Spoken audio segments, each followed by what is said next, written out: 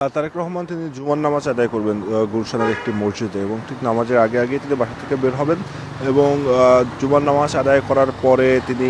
শহীদ president Ziaur রহমানের কবর জিয়ারাত করতে যাবেন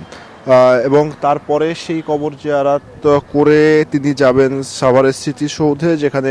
1971 সালে মহান মুক্তিযুদ্ধে শহীদদের প্রতি তিনি স্মৃতিসৌধে শ্রদ্ধা জানাবেন এবং তার সঙ্গে দলের সিনিয়র নেতারা থাকার কথা রয়েছে। আর বাসার সামনের যে অবস্থা, সেখানে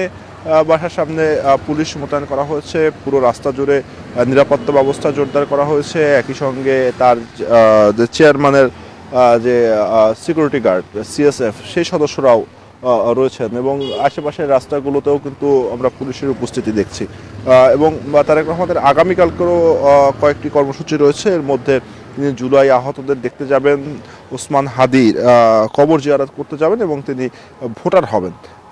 এবং যেটি দেখতে পাচ্ছি যে তার যে বাসটি রয়েছে, যে বাসে করে তিনি শাহজালাল আন্তর্জাতিক বিমানবন্দর থেকে এই পর্যন্ত এসেছেন, সেই বাসটি দাঁড়িয়ে রয়েছে। এখন তিনি কি সেই বাস নিয়ে যাবেন নাকি অন্য গাড়ি ব্যবহার করবেন সেটি এখনও নিশ্চিত নয়, তবে সেই বাসটি আমরা বাসার সামনে দাঁড়িয়ে থাকতে দেখছি এবং পুরো এলাকায় কিন্তু আইনশৃঙ্খলা বাহিনীর সদস্যদের মোতায়েন রাখা হয়েছে তার নিরাপত্তায়। তো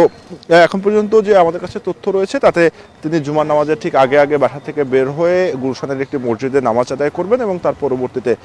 তিনি শহীদ প্রেসিডেন্ট জিয়াউর রহমানের কবর জিয়ারা করতে যাবেন।